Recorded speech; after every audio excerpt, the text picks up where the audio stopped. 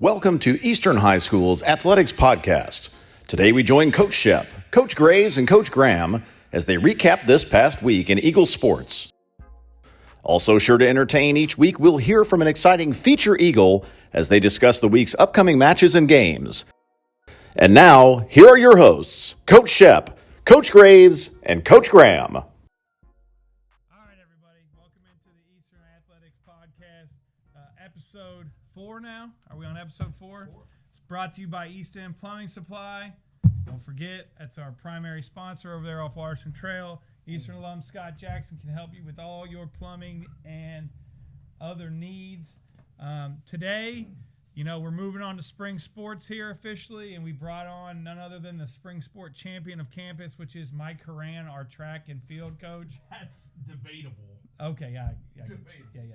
So I just want to already front load this. Mike Horan is our first guest, our fourth guest in the show's history, and he brought on a packet of information already prepared for anything that we may ask him or need him to talk about.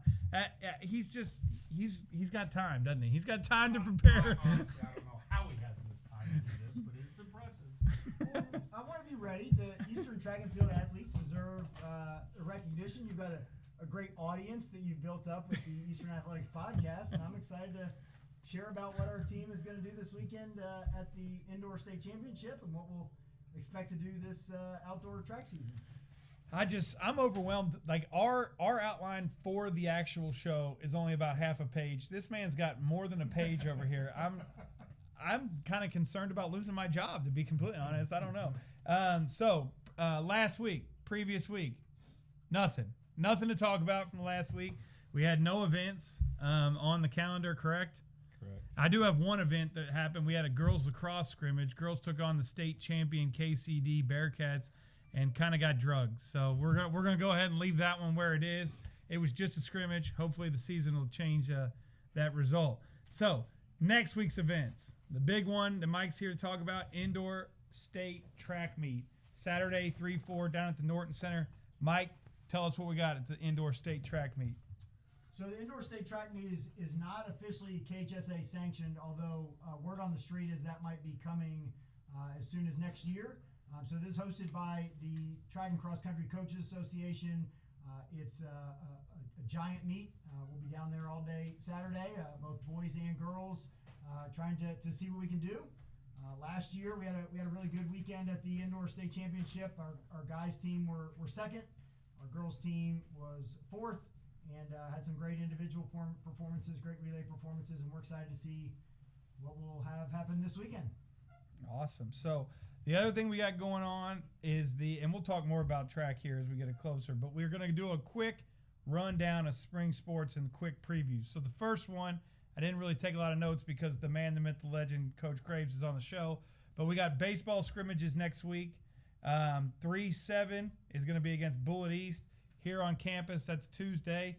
Free baseball, no admission at the scrimmages.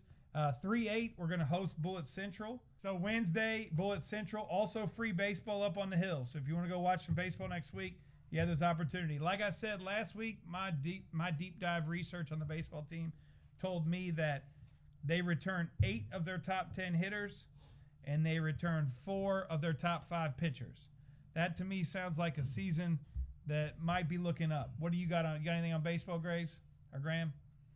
I've got a little bit more detail on those said leaders on the team. Hitting-wise, we are being led by Ethan Elmore, who hit .465 last year with a .643 on-base percentage, which is pretty for the season. Pretty incredible. .643 on-base percentage as a junior in high school. Also, all state as a junior. All state set a record with 31 stolen bases last year. So single season Eastern high school record. And starting the year on the injured reserve. HIPAA violation. Okay, we can't talk. Not talking about injuries. We're not supposed to talk about I didn't. injuries. Not talking about I didn't injuries. say what his injury But was. Ethan Just has not participated yet in our practices. Well, yes, he did. I think he in one. He did participate in one, but we're looking forward to getting him back. Yes. okay. Also coming back hitting wise, Jake Lynn hit .373, .481 on base percentage. Our All-region. starting shortstop, all region shortstop.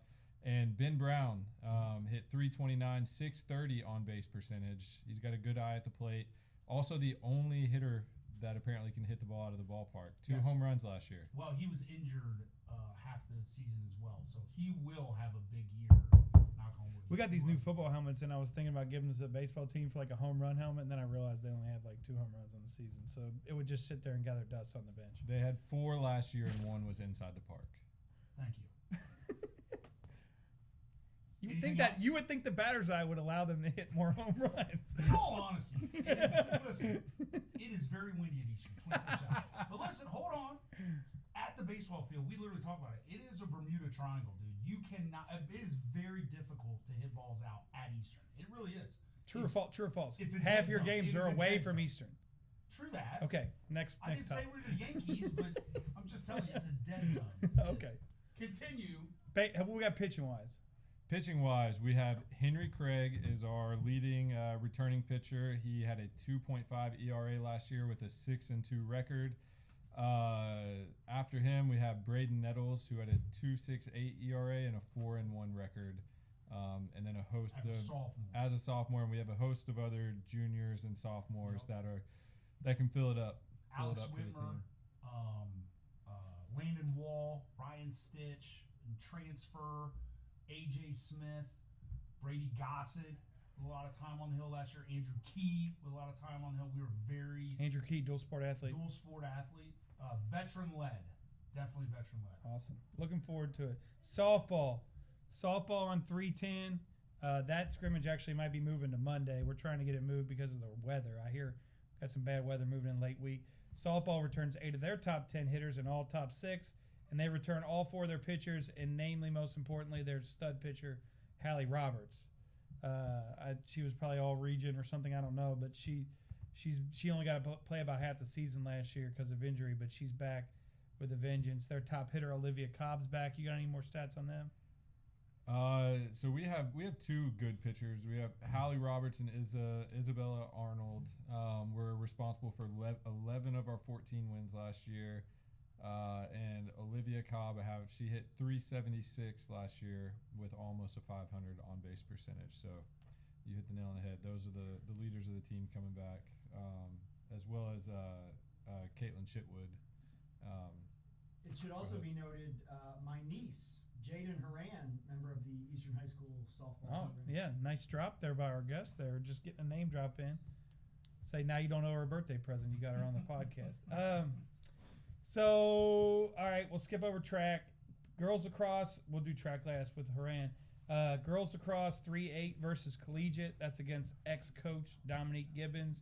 We already talked about their first scrimmage of the year. Boys lacrosse is going to Nashville Friday. They're going to play in Nashville a team called, I'm confused. He switched me. I had 3 different schools all ending in Wood, so I don't know which one they're playing. They're either playing Ravenwood, Kirkwood, or Blairwood. And it might be at Blairwood or... Brentwood, not Blairwood. Sorry, Brentwood, Ravenwood, Kirkwood. I don't know. It's one of those teams. That's who they play on Friday. And then tennis starts on 3/21. Track, 3/16.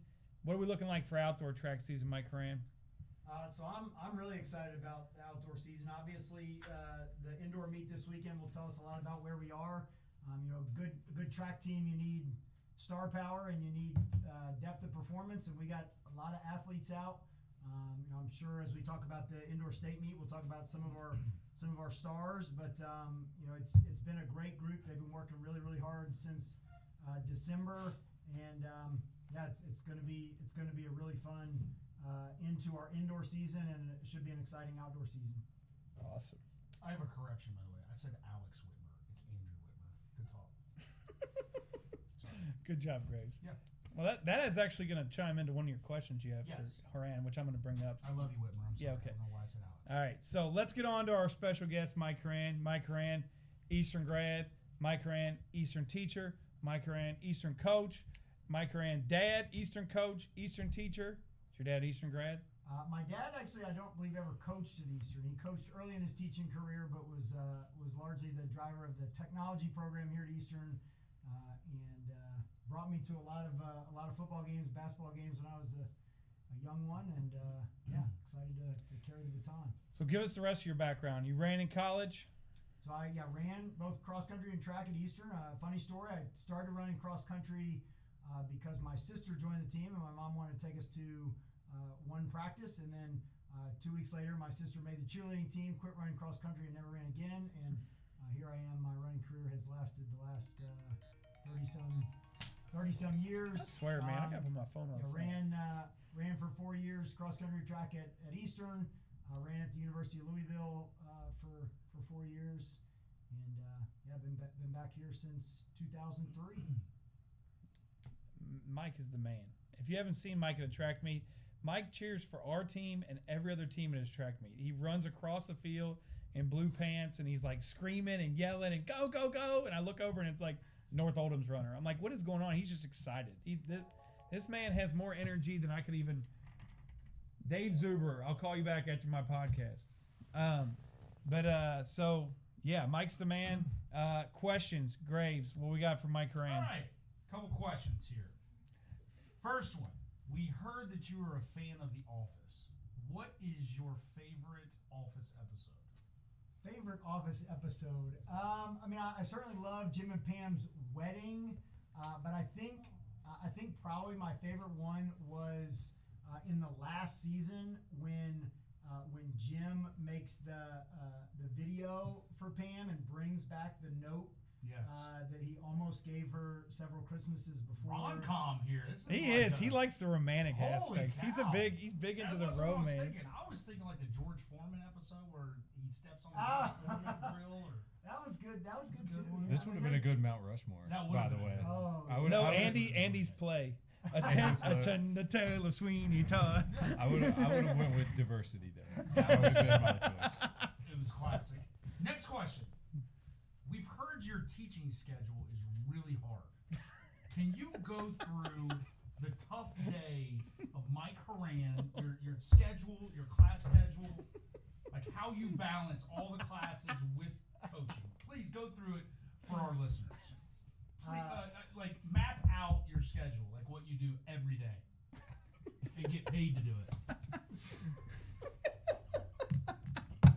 Your papers aren't preparing you for these questions. Let me check my notes here. So Please don't tell us what you are. I'm a certified math teacher, a certified technology teacher, certified business teacher. But what class? Hey, let the man answer. Stop talking over top of him. I could and have taught many things over the course of my 20-year teaching career, including advanced placement, computer science, algebra 1 and algebra 2. But this year, land the plane. This year, I'm teaching a dual credit accounting class through our partners at the University of Louisville. I'm teaching 2 periods of sports marketing, which is a program of which I went back to school to get certified to teach business so that we could start the sports marketing program. And then I am the co-op coordinator. Oh. So during 4th and 5th and 6th and 7th period, Hold on. 4 periods? 4 periods. Actually, I think technically 7th period is my planning time, but often I am doing co-op related duties during that time. So what do you do with the co-op? I visit the students at their place of work. I help track their hours, and sometimes it also does allow me to plan and prepare for track and cross country. It sounds so hypothetically, if you were to have a co-op that say worked at Topgolf on this beautifully yesterday it was 75 degrees and sunny, you possibly could have hit some balls. I had a student that worked at Topgolf at the beginning of the semester, and he's no longer employed there, so I did not get to visit him before he changed place of employment. No, I got you. I commend you for grinding every day here at Eastern High School. Another question that I've always wondered: how many kids do you actually have on your roster? And on top, hold on, I need a number. I don't need an about. I need a number. And on top of that, do you know every name of the kids on your roster? And this is where I chime in and say, do you know every name? Yes. Because you already said the wrong name. Andrew, I used to have an Alex Whitmer. I apologize. Sure. All right, back to my career. Anyways, So I want a number, and then I want, do you know every person on your roster? So many sports on campus, including our baseball program, are exclusive in nature, whereas in track and field, and we have the same philosophy in cross country, it's a very open program.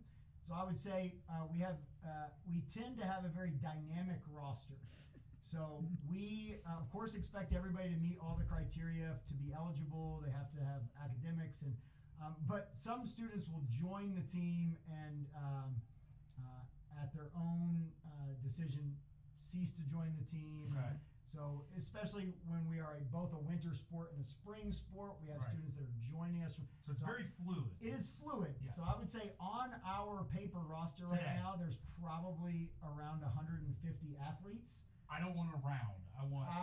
Coach Schepper would have to tell you the specific number. Coach Shepard's gonna tell you. And if we put them in the hallway, could you go down the line and say their name? Like, If boom, boom, boom. probably not all of them, but the vast majority of them, yes. And those that The ones that come to Don't- practice every the ones day, that I don't yes. know yet, I probably will in Right. a week or two Okay. once they have Okay.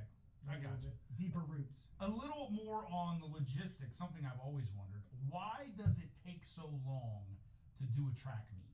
When they do a track meet, why does it take so long? Why are you there for 8 hours? So we're not always there for 8 hours.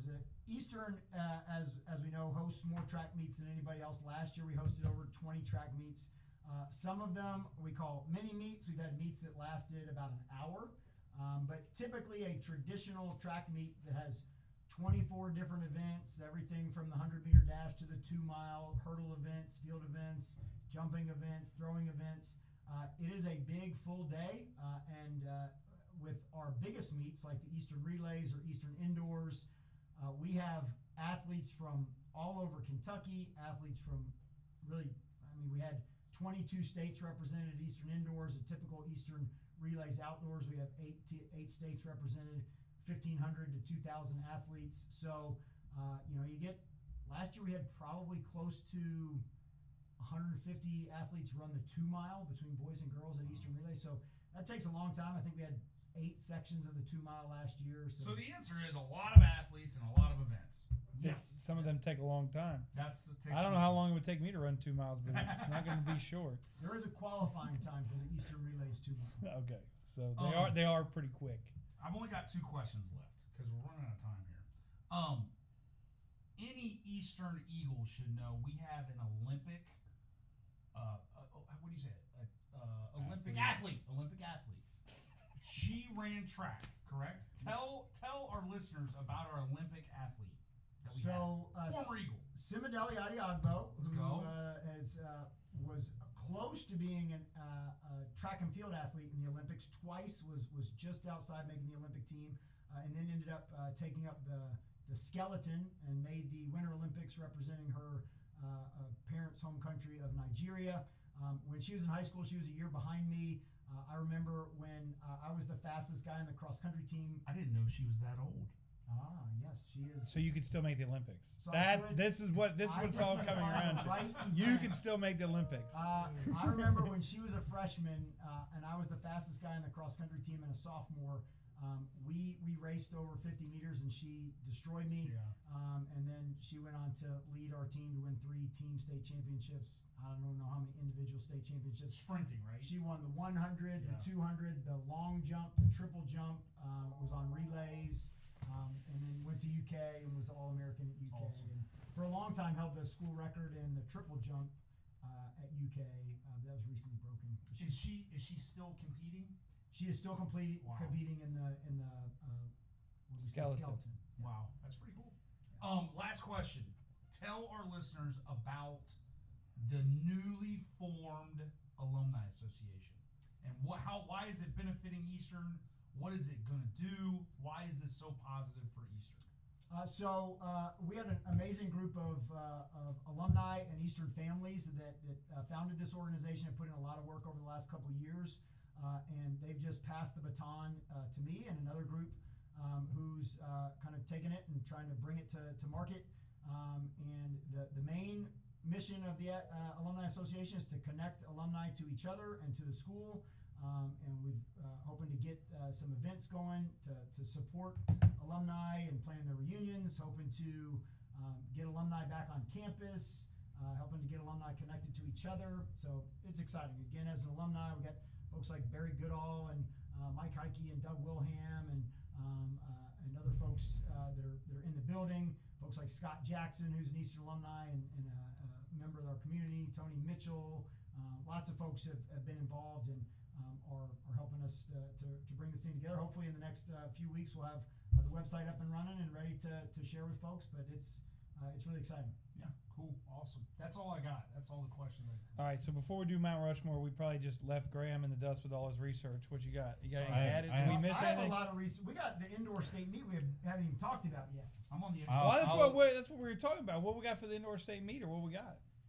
If you want to talk about that, go ahead. Why don't you go ahead and talk about that, and I'll see what I can squeeze in. Yeah, so, I mean, last year, like I said, we had great performances at the indoor state meet.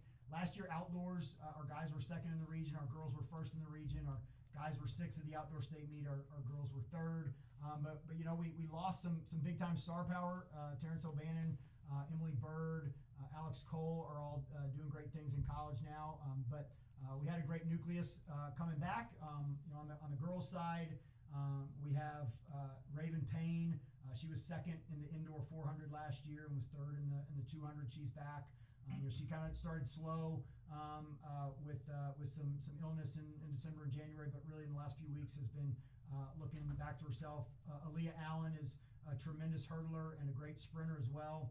She has had an amazing indoor season, has really stepped up both in the hurdles and her indoor 400. I'm excited to see what she's going to do. We've had Dylan Ellis is one of our leaders on the guys' side.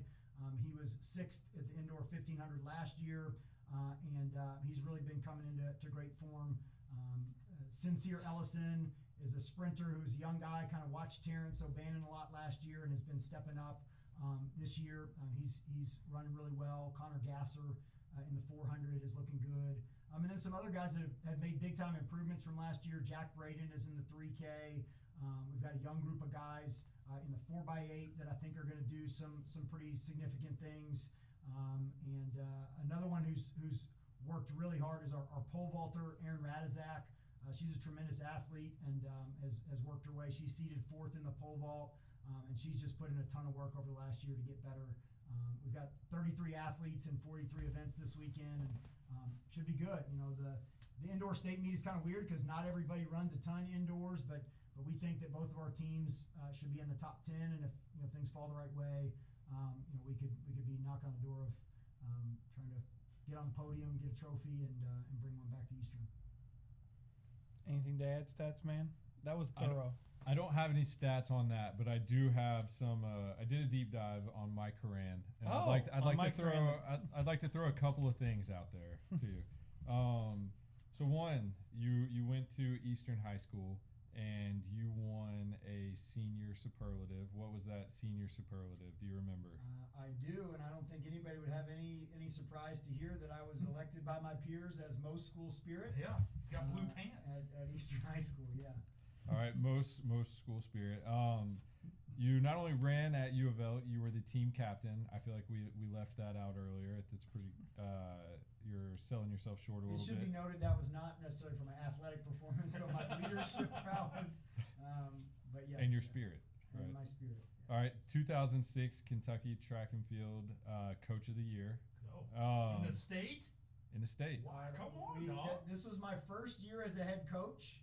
I inherited an incredible group of athletes from John Marshall, who's now an assistant superintendent, and the highly esteemed Coach Whalen had been our head track coach the year before, and they gifted me with a great group of athletes who worked really, really hard, and we had some other great coaches.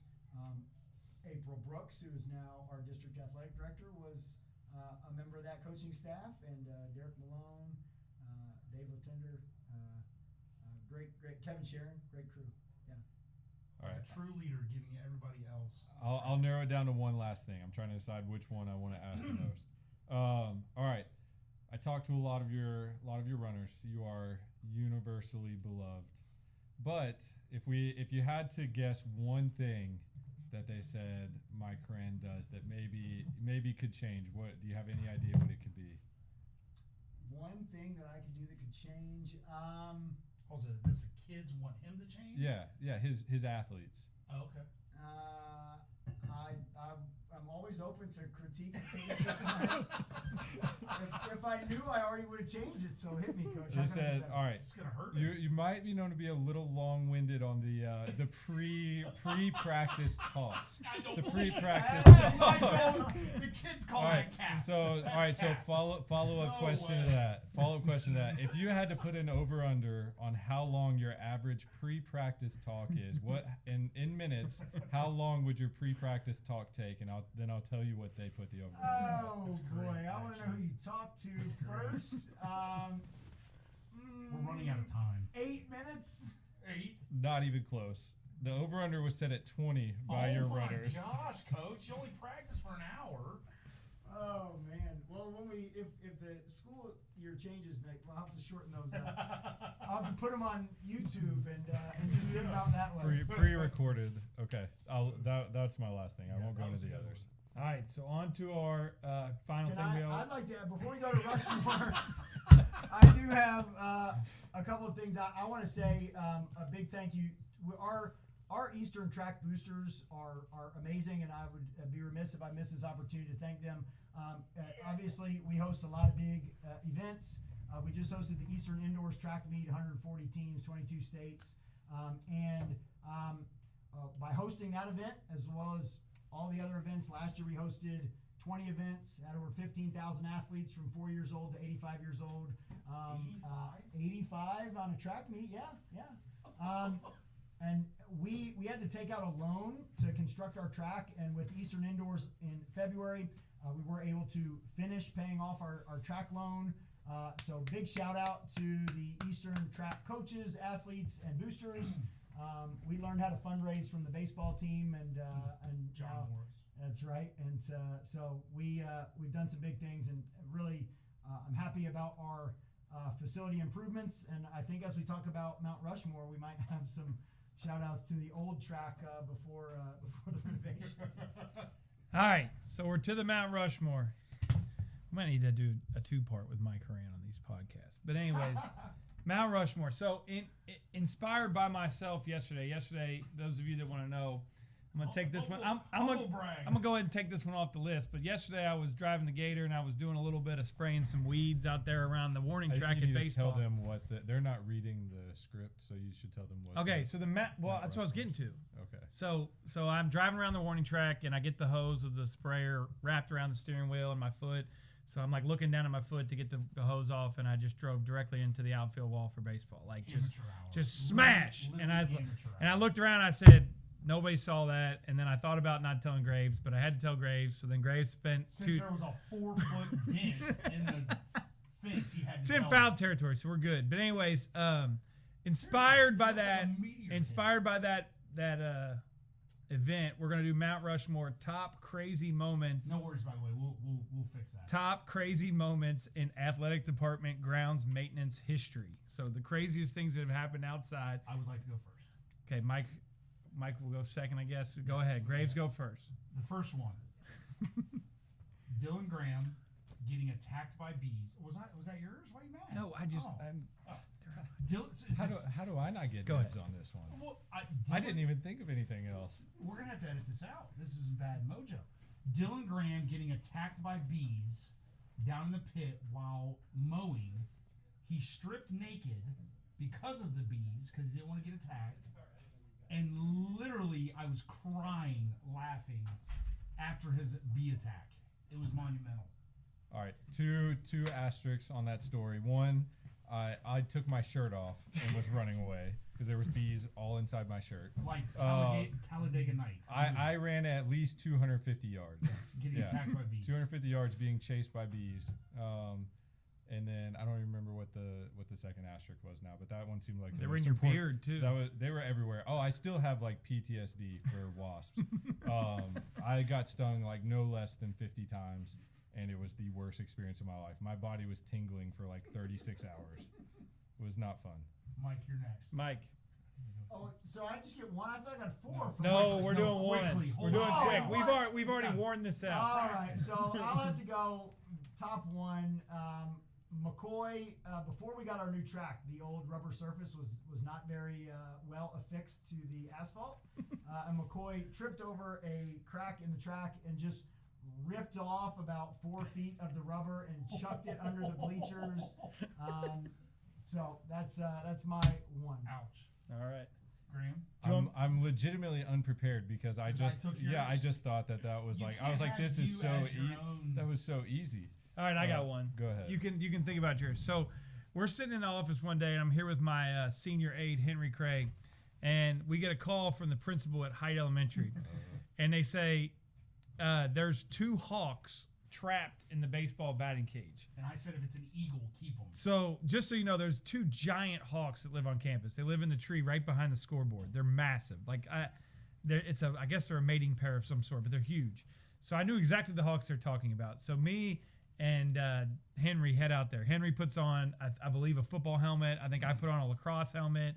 Graham went with us as well. We all jumped in the gator. We had brooms and bats and all sorts of things. We're ready to go out there because Height was doing PE on the field. So the hawks were screeching, like freaking out. They were like, ah, ah. So these little kids, elementary school kids, were like, what's wrong with the hawks? So that's why they called.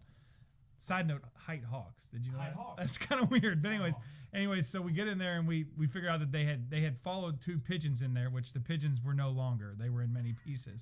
But the hawks were trapped. Anyways, long story made longer, we used a pulley system to get the net up, and then we scared them out the other side. So that was one of the more messed up stories on campus. That's 4. That's a Rushmore. You're done? You're out? I'm out. Okay, I'll tell one that it has involves Graham. We couldn't figure out why the mower wouldn't work one day, so we propped up the mower in the garage, and we put little Bear on it. The Bear was going to turn the mower on. Graham was going to be underneath of it to see what was wrong with the mower, at which point the whole manifold exploded and shot into the wall at like 20 miles an hour. Almost killed Bear. Shout out to Bear. I almost killed Bear. Yep. God, you took his B's and you broke him. You broke the stats and my info, mind, man. as soon as I read that, I was like, oh, this is the easiest one ever. I literally haven't thought about it at all. So I was like, I've got the best story. That's why I always say I want to go first. If you have me on again, I do have a story about a rivalry between the band and the soccer program about practicing. All right, we'll have to do that one again. Mike Horan, we'll have to have a second portion of Mike Horan when it comes to cross-country season. Thank you all. Go Eagles.